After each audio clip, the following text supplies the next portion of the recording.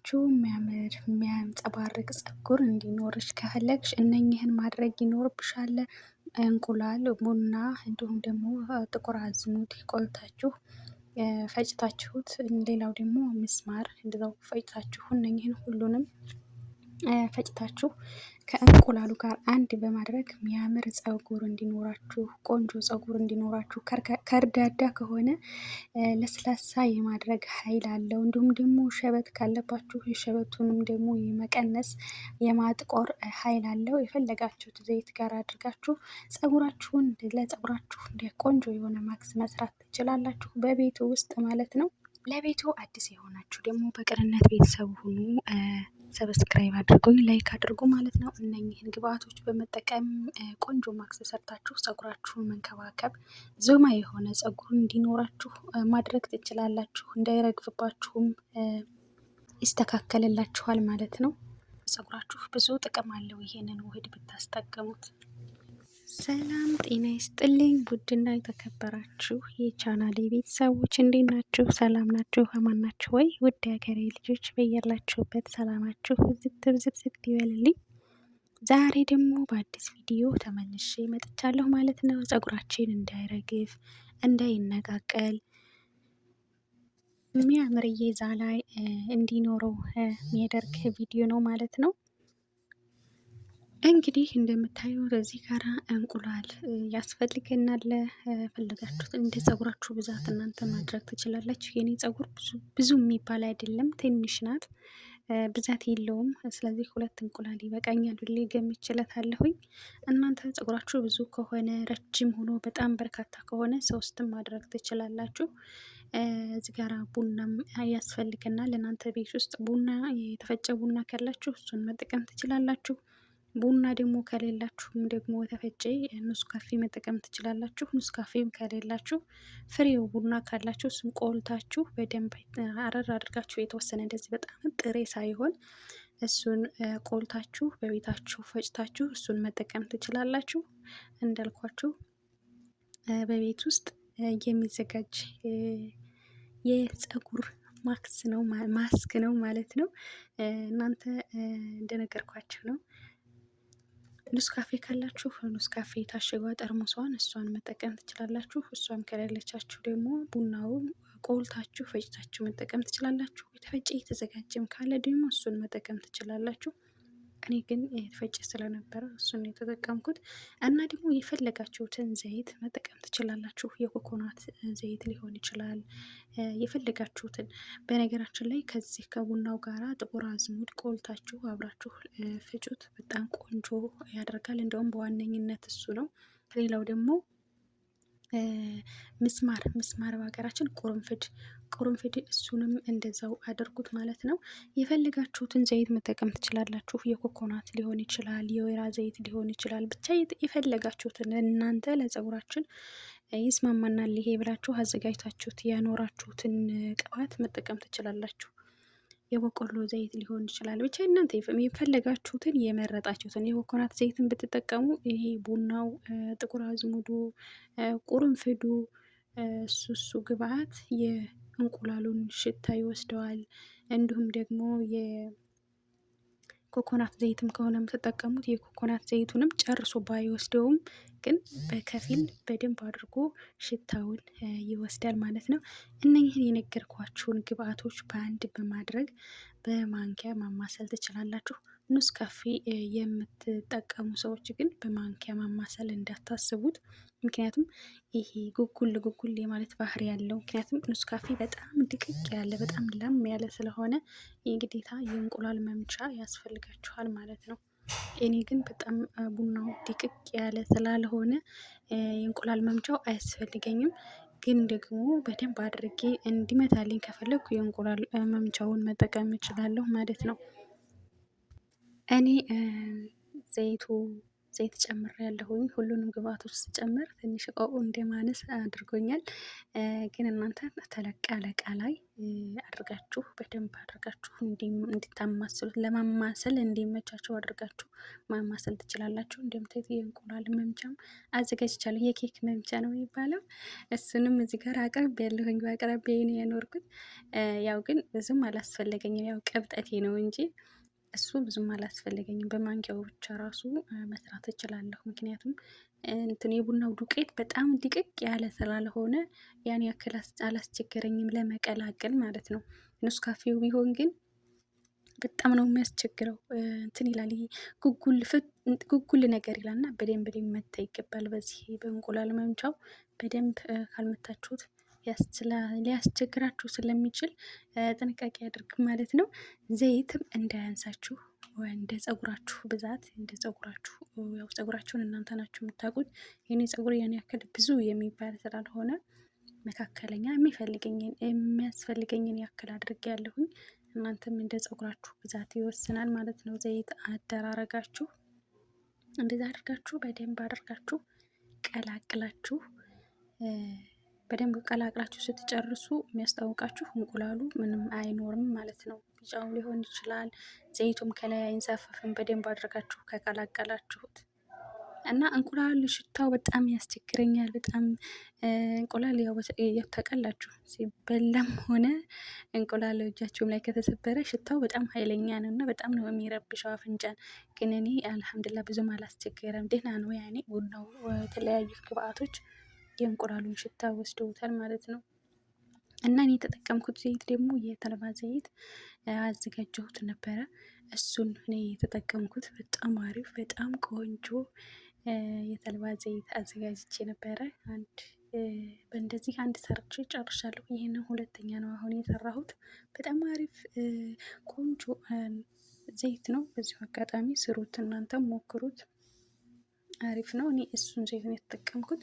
እናንተ ግን የፈለጋችሁትን መጠቀም ትችላላችሁ። የፈለጋችሁትን ይሄንን የተልባ ዘይት ተሰራ የኮኮናት ዘይት እንዲሁም ደግሞ የወይራ ዘይት አድርጌ ነው የተጠቀምኩት።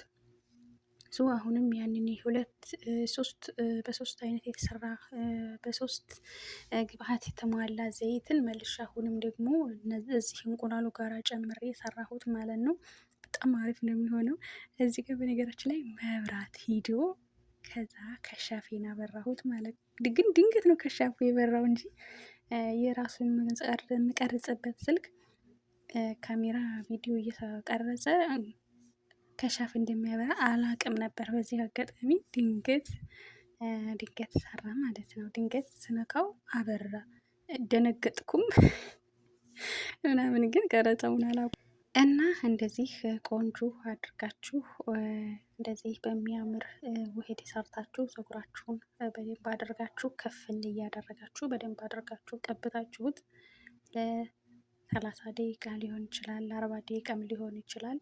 የዚህን ያህል ፀጉራችሁ ላይ አቆይታችሁ ታጠቡት ማለት ነው። በደንብ አድርጋችሁ ቀቡት ፀጉራችሁን። ዛላውን በተለይ ዛላውን በደንብ አድርጋችሁ ጥግብ እስከሚል ድረስ። ዘይት በነገራችን ላይ እንዳታሳንሱት።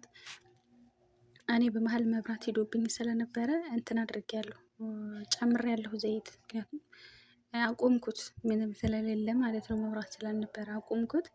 ግን ያው ካሜራው ላይ አላስገባሁትም ማለት ነው። ካዋሃድኩኝ በኋላ ጨምሬበታለሁ። እናንተም እንዳያንሳችሁ በደንብ አድርጋችሁ ለፀጉራችን ይበቃናል የምትሉትን ያክል መጨመር አለባችሁ። ፀጉራችሁን በደንብ አድርጋችሁ ቀቡት። በደንብ አድርጋችሁ ማሳጅ አድርጉት። ራሱን ፀጉሩን ቅሉ ብቻ አይደለም በነገራችን ላይ ማሳጅ የሚደረገው ዛላው ራሱ ማሳጅ ይፈልጋል። ትሪት ማድረግ በቃ በደንብ አድርጋችሁ እንደዚህ ማሸት ያስፈልገዋል ማለት ነው። በደንብ ጥግብ እስከሚል ደግሞ ቅባት ሊኖረው ይገባል፣ በተለይ ለዛላው ማለት ነው። እና እንደዚህ በሚያምር ሁኔታ ፀጉሬን በደንብ አድርጌ ቀብቼ ለ30 ደቂቃ ከፈለጋችሁ ለ40 ደቂቃ ማቆየት ትችላላችሁ። እኔ ግን ስራ ላይ ስለነበርኩ ለ1 ሰዓት ተኩል ያክል ነው ያቆየሁት፣ ስራዬን እስከምጨርስ ድረስ ከኪችን የግዴታ ለክላስ አንድዬን ስገባ ነበር መታጠቢ የነበረብኝ። እስከዛን ሰዓት ድረስ 1 ሰዓት ተኩል ሆኖታል ማለት ነው። ክላሴ ገብቼ ወደዛ ወደዚህ እስከምለብስ እስከማስተካከል ምናምን ደግሞ መልሶ 30 ደቂቃ ቆይ ማለት ነው። ሶ በአጠቃላይ 2 ሰዓት ቆይቼ የታጠብኩት ግን በጣም ቆንጆ በቃ የሚያምርዬ ከለር ሁሉ ሰጥቶታል ማለት ነው። እና ውድ ሀገሬ ልጆች ለቤት አዲስ የሆናችሁ በቅንነት ቤተሰብ ሆኑ፣ አበረታቱኝ ማለት ነው። ላይክም አድርጉ። ሀሳብ አስተያየትም ደግሞ ካላችሁ ኮሜንት ላይ ማስቀመጥ ትችላላችሁ። እከታተላለሁኝ፣ አበረታቱኝ ማለት ነው። ሼርም ማድረግ አትርሱ። እንግዲህ አጭር ጸጉር ያላችሁ ረጅምም ጸጉር ኑሯችሁ ደግሞ በደንብ አሁንም እንዲረዝምላችሁ የፈለጋችሁ እንደዚህ አይነት ማስኮችን እየሰራችሁ እንዲህ አይነት ውህዶችን እየሰራችሁ ጸጉራችሁን መንከባከብ ትችላላችሁ። ጸጉራችንን ከተንከባከብ ነው ማደጉ አይቀርም። መበጣጠሱ መርገፉ ያቆማል። እድገቱ እየጨመረ ይሄዳል ማለት ነው። ነገር ግን የሚበጣጠሰው እስካላቆመ ድረስ፣ የሚረግፈው እስካላቆመ ድረስ፣ የሚነቃቀለው እስካላቆመ ድረስ ያው የተነቃቀለ ከሄደ ፀጉራችን ብዛቱ እየቀነሰ ነው የሚሄደው። የፀጉራችን ደግሞ እየረገፈ ወይም እየተበጣጠሰ ከሆነ የሚሄደው ፀጉራችን ቁመቱ እየቀነሰ ነው የሚሄደው። ስለዚህ እንደዛ አድርገን ፀጉራችንን መንከባከብ ይኖርብናል ማለት ነው። ደግሞ ቡናውን ቆልታችሁ ፈጭታችሁ መጠቀም ትችላላችሁ። የተፈጨ የተዘጋጀም ካለ ደግሞ እሱን መጠቀም ትችላላችሁ። እኔ ግን የተፈጨ ስለነበረ እሱን የተጠቀምኩት እና ደግሞ የፈለጋችሁትን ዘይት መጠቀም ትችላላችሁ። የኮኮናት ዘይት ሊሆን ይችላል፣ የፈለጋችሁትን። በነገራችን ላይ ከዚህ ከቡናው ጋራ ጥቁር አዝሙድ ቆልታችሁ አብራችሁ ፍጩት። በጣም ቆንጆ ያደርጋል። እንደውም በዋነኝነት እሱ ነው። ሌላው ደግሞ ምስማር በሀገራችን ቁርንፍድ እሱንም እንደዛው አድርጉት ማለት ነው። የፈለጋችሁትን ዘይት መጠቀም ትችላላችሁ። የኮኮናት ሊሆን ይችላል፣ የወይራ ዘይት ሊሆን ይችላል። ብቻ የፈለጋችሁትን እናንተ ለፀጉራችን ይስማማናል ይሄ ብላችሁ አዘጋጅታችሁት ያኖራችሁትን ቅባት መጠቀም ትችላላችሁ። የበቆሎ ዘይት ሊሆን ይችላል። ብቻ እናንተ የፈለጋችሁትን የመረጣችሁትን የኮኮናት ዘይትን ብትጠቀሙ ይሄ ቡናው፣ ጥቁር አዝሙዱ፣ ቁርንፍዱ እሱ ግብአት የእንቁላሉን ሽታ ይወስደዋል። እንዲሁም ደግሞ የኮኮናት ዘይትም ከሆነ የምትጠቀሙት የኮኮናት ዘይቱንም ጨርሶ ባይወስደውም ግን በከፊል በደንብ አድርጎ ሽታውን ይወስዳል ማለት ነው። እነኝህን የነገርኳችሁን ግብአቶች በአንድ በማድረግ በማንኪያ ማማሰል ትችላላችሁ። ኑስ ካፌ የምትጠቀሙ ሰዎች ግን በማንኪያ ማማሰል እንዳታስቡት። ምክንያቱም ይሄ ጉጉል የማለት ባህሪ ያለው፣ ምክንያቱም ኑስ ካፌ በጣም ድቅቅ ያለ በጣም ለም ያለ ስለሆነ የግዴታ የእንቁላል መምቻ ያስፈልጋችኋል ማለት ነው። እኔ ግን በጣም ቡናው ድቅቅ ያለ ስላልሆነ የእንቁላል መምቻው አያስፈልገኝም። ግን ደግሞ በደንብ አድርጌ እንዲመታልኝ ከፈለኩ የእንቁላል መምቻውን መጠቀም እችላለሁ ማለት ነው። እኔ ዘይት ጨምር ያለሁኝ ሁሉንም ግብአቶች ስጨምር ትንሽ እንደማነስ አድርጎኛል። ግን እናንተ ተለቅ ያለ እቃ ላይ አድርጋችሁ በደንብ አድርጋችሁ እንዲታማስሉት ለማማሰል እንዲመቻቸው አድርጋችሁ ማማሰል ትችላላችሁ። እንደምታዩት የእንቁላል መምቻም አዘጋጅቻለሁ። የኬክ መምቻ ነው የሚባለው። እሱንም እዚህ ጋር አቅርብ ያለሁኝ በአቅራቢያዬ ነው ያኖርኩት። ያው ግን ብዙም አላስፈለገኝም። ያው ቅብጠቴ ነው እንጂ እሱ ብዙም አላስፈለገኝም። በማንኪያው ብቻ ራሱ መስራት እችላለሁ። ምክንያቱም እንትን የቡናው ዱቄት በጣም ድቅቅ ያለ ስላልሆነ ያን ያክል አላስቸገረኝም ለመቀላቀል ማለት ነው። ኑስ ካፌው ቢሆን ግን በጣም ነው የሚያስቸግረው። እንትን ይላል፣ ይሄ ጉጉል ነገር ይላልና በደንብ ሊመታ ይገባል። በዚህ በእንቁላል መምቻው በደንብ ካልመታችሁት ሊያስቸግራችሁ ስለሚችል ጥንቃቄ አድርግ ማለት ነው። ዘይትም እንዳያንሳችሁ እንደ ፀጉራችሁ ብዛት፣ እንደ ፀጉራችሁ ያው ፀጉራችሁን እናንተ ናችሁ የምታውቁት። የኔ ፀጉር ያን ያክል ብዙ የሚባል ስላልሆነ መካከለኛ የሚያስፈልገኝን ያክል አድርጌ ያለሁኝ።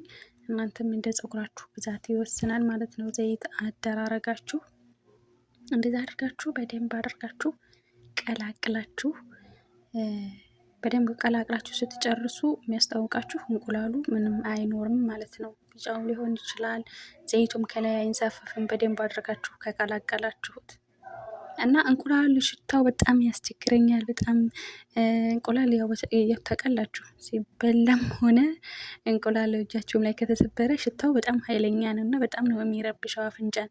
ግን እኔ አልሐምዱሊላህ ብዙም አላስቸገረም፣ ደህና ነው። ያኔ ቡናው የተለያዩ ግብአቶች የእንቁላሉን ሽታ ወስደውታል ማለት ነው። እና እኔ የተጠቀምኩት ዘይት ደግሞ የተልባ ዘይት አዘጋጀሁት ነበረ። እሱን እኔ የተጠቀምኩት በጣም አሪፍ በጣም ቆንጆ የተልባ ዘይት አዘጋጅቼ ነበረ። በእንደዚህ አንድ ሰርቼ ጨርሻለሁ። ይህንን ሁለተኛ ነው አሁን የሰራሁት።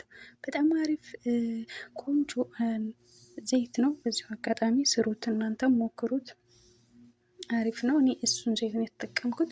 እናንተ ግን የፈለጋችሁትን መጠቀም ትችላላችሁ። የፈለጋችሁትን ይሄንን የተልባ ዘይት ተሰራ የኮኮናት ዘይት እንዲሁም ደግሞ የወይራ ዘይት አድርጌ ነው የተጠቀምኩት።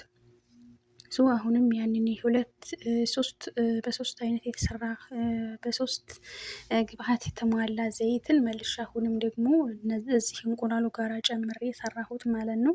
በጣም አሪፍ ነው የሚሆነው።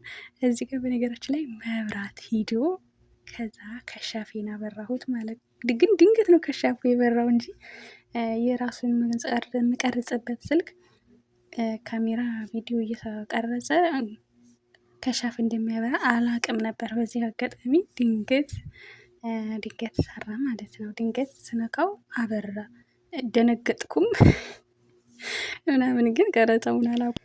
እና እንደዚህ ቆንጆ አድርጋችሁ እንደዚህ በሚያምር ውህድ ሰርታችሁ ፀጉራችሁን በደንብ አድርጋችሁ ከፍል እያደረጋችሁ በደንብ አድርጋችሁ ቀብታችሁት ለ30 ደቂቃ ሊሆን ይችላል፣ ለ40 ደቂቃም ሊሆን ይችላል። የዚህን ያህል ፀጉራችሁ ላይ አቆይታችሁ ታጠቡት ማለት ነው። በደንብ አድርጋችሁ ቀቡት ፀጉራችሁን። ዛላውን በተለይ ዛላውን በደንብ አድርጋችሁ ጥግብ እስከሚል ድረስ። ዘይት በነገራችን ላይ እንዳታሳንሱት። እኔ በመሀል መብራት ሄዶብኝ ስለነበረ እንትን አድርጌያለሁ፣ ጨምሬያለሁ ዘይት። ምክንያቱም አቆምኩት ምንም ስለሌለ ማለት ነው፣ መብራት ስላልነበረ አቆምኩት። ግን ያው ካሜራው ላይ አላስገባሁትም ማለት ነው። ካዋሃድኩኝ በኋላ ጨምሬበታለሁ። እናንተም እንዳያንሳችሁ በደንብ አድርጋችሁ ለፀጉራችን ይበቃናል የምትሉትን ያክል መጨመር አለባችሁ። ፀጉራችሁን በደንብ አድርጋችሁ ቀቡት። በደንብ አድርጋችሁ ማሳጅ አድርጉት። ራሱን ፀጉሩን ቅሉ ብቻ አይደለም በነገራችን ላይ ማሳጅ የሚደረገው ዛላው ራሱ ማሳጅ ይፈልጋል። ትሪት ማድረግ በቃ በደንብ አድርጋችሁ እንደዚህ ማሸት ያስፈልገዋል ማለት ነው። በደንብ ጥግብ እስከሚልም ደግሞ ቅባት ሊኖረው ይገባል፣ በተለይ ለዛላው ማለት ነው።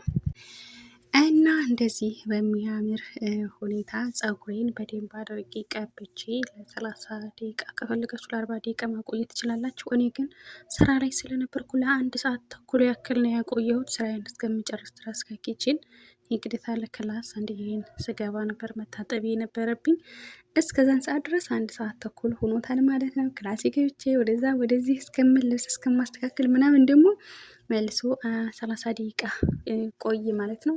በአጠቃላይ 2 ሰዓት ቆይቼ የታጠብኩት። ግን በጣም ቆንጆ በቃ የሚያምር የከለር ሁሉ ሰጥቶታል ማለት ነው። እና ውድ ሀገሬ ልጆች ለቤት አዲስ የሆናችሁ በቅንነት ቤተሰብ ሆኑ፣ አበረታቱኝ ማለት ነው። ላይክም አድርጉ።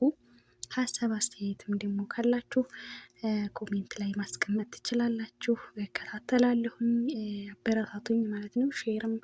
ሼርም ማድረግ አትርሱ። እንግዲህ አጭር ፀጉር ያላችሁ ረጅምም ፀጉር ኑሯችሁ ደግሞ በደንብ አሁንም እንዲረዝምላችሁ የፈለጋችሁ እንደዚህ አይነት ማስኮችን እየሰራችሁ እንዲህ አይነት ውህዶችን እየሰራችሁ ፀጉራችሁን መንከባከብ ትችላላችሁ። ፀጉራችንን ከተንከባከብ ነው ማደጉ አይቀርም፣ መበጣጠሱ መርገፉ ያቆማል፣ እድገቱ እየጨመረ ይሄዳል ማለት ነው። ነገር ግን የሚበጣጠሰው እስካላቆመ ድረስ፣ የሚረግፈው እስካላቆመ ድረስ፣ የሚነቃቀለው እስካላቆመ ድረስ ያው የተነቃቀለ ከሄደ ፀጉራችን ብዛቱ እየቀነሰ ነው የሚሄደው። የፀጉራችን ደግሞ እየረገፈ ወይም እየተበጣጠሰ ከሆነ የሚሄደው ፀጉራችን ቁመቱ እየቀነሰ ነው የሚሄደው። ስለዚህ እንደዛ አድርገን ፀጉራችንን መንከባከብ ይኖርብናል ማለት ነው። ትሪት ማድረግ ይኖርብናል። ለፀጉራችን ጊዜ ልንሰጠው ይገባል። ለሌሎች ነገሮች ብቻ ሳይሆን ጊዜ መስጠት ያለብን ለእጃችን፣ ለእግራችን፣ ለፊታችን ብቻ ሳይሆን ፀጉራችንም ትሬት ይፈልጋል ማለት ነው። ውድ ሀገሬ ልጆች እንግዲህ ዛሬ ይዤላችሁ የመጣሁትን ቪዲዮ ይህንን ይመስላል። ላይክ እያደረጋችሁ ቤቱንም ደግሞ ሰብስክራይብ እያደረጋችሁ አበረታቱኝ። ዛሬ ቆይታችን ይሄንን ይመስላል። በሌላ ቪዲዮ እስከምንገናኝ ባይ